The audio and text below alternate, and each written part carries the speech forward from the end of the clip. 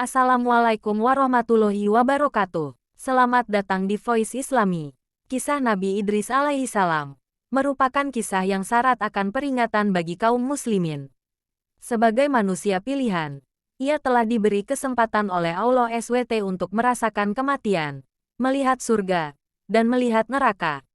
Pengalaman yang pastinya akan membuat merinding. Nabi Idris adalah keturunan keenam dari Nabi Adam alaihi salam. Dia adalah putra dari Kabil dan Iklimah, yaitu putra dan putri Nabi Adam alaihi salam. Saat itu, Allah memerintahkan Nabi Idris untuk mengajak seluruh manusia agar berjalan di jalan kebenaran. Saat itu dia adalah manusia pertama yang menerima wahyu lewat malaikat Jibril ketika dirinya berusia 82 tahun. Berikut ini kisah Nabi Idris mengenai kematian dan saat pertama kali melihat surga. Sebagai seorang nabi, Nabi Idris memiliki mukjizat atau kelebihan, yaitu manusia pertama yang pandai baca tulis dengan pena. Nabi Idris diberi macam-macam pengetahuan mulai dari merawat kuda, ilmu perbintangan, falak hingga ilmu berhitung yang sekarang dikenal dengan matematika. Nama Idris berasal dari kata darasa yang artinya belajar. Nabi Idris pun dikenal sangat senang belajar dan tekun mengkaji fenomena alam semesta. Nabi Idris adalah orang pertama yang pandai memotong dan menjahit pakaiannya. Orang-orang sebelumnya konon hanya mengenakan kulit binatang sebagai penutup aurat.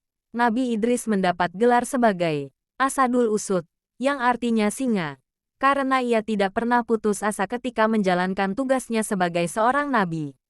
Ia tidak pernah takut menghadapi umatnya yang kafir, namun ia tidak pernah sombong. Selain itu ia juga dikenal memiliki sifat pemaaf. Suatu ketika, malaikat maut, Israel, yang sudah bersahabat lama dengan Nabi Idris meminta izin kepada Allah untuk turun ke bumi untuk bertemu dengan Nabi Idris. Dia merasa sangat rindu untuk bertemu dengan Nabi Idris, dan Allah pun mengizinkannya. Malam itu, Nabi Idris kedatangan seorang pria yang membawa banyak sekali buah-buahan. Tentu saja dia adalah malaikat Israel yang menyamar. Nabi Idris tidak mengetahuinya. Nabi Idris kemudian menawarkan makanan itu kepada Israel namun ditolaknya. Akhirnya mereka berbincang-bincang dan keluar berjalan-jalan melihat pemandangan sekitar. Tak terasa sudah 4 hari mereka bersama. Karena sudah akrab, Nabi Idris mulai curiga dengan gerak-gerik sang tamu. Dengan rasa penasaran yang tinggi, akhirnya Nabi Idris pun bertanya, "Ya tuanku, siapa sebenarnya Anda?" Tanya Nabi Idris ke Israel.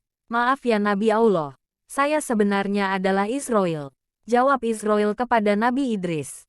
Sontak Nabi Idris kaget dan bertanya, "Malaikat Israel, kaukah itu sang pencabut nyawa?" "Benar ya Nabi Allah," jawab malaikat Israel. "Sudah 4 hari engkau bersama denganku.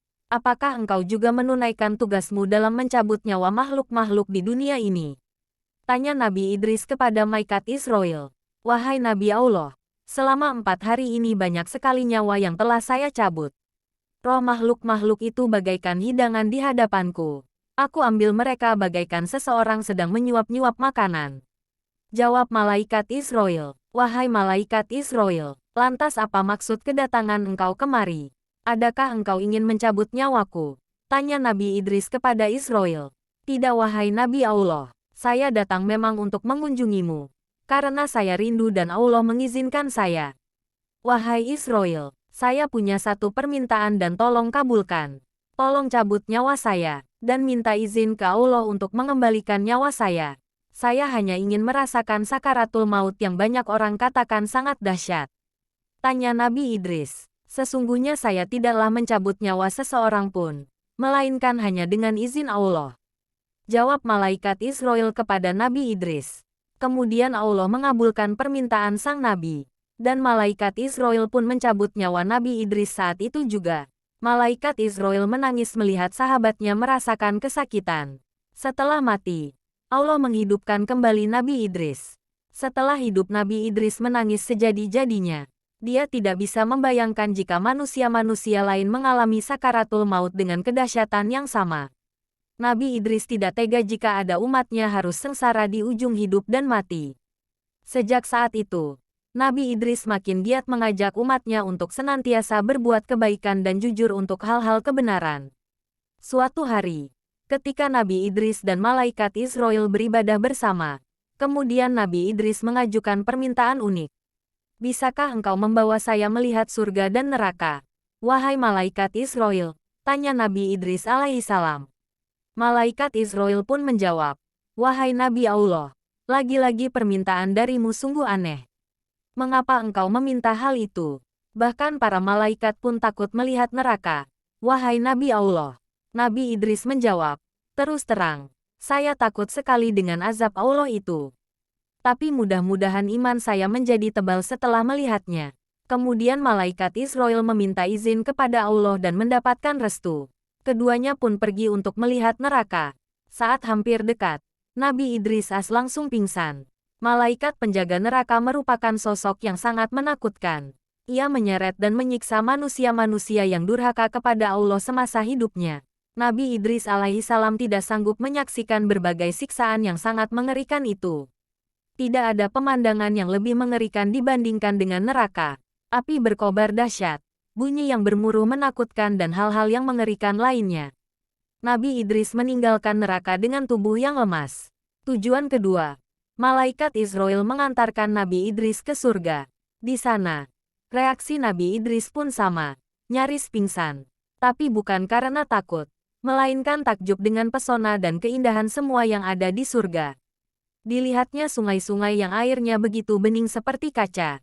Sementara itu di pinggir sungai terdapat pohon-pohon yang bagian batangnya terbuat dari perak dan emas. Lalu ada juga istana-istana untuk para penghuni surga. Di setiap penjuru ada pohon yang menghasilkan buah-buahan.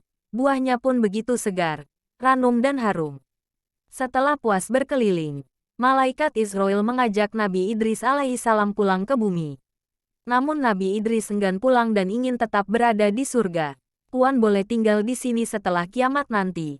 Setelah semua amal ibadah dihisap oleh Allah, baru Tuan bisa menghuni surga bersama para nabi dan orang beriman lainnya, ujar malaikat Israel.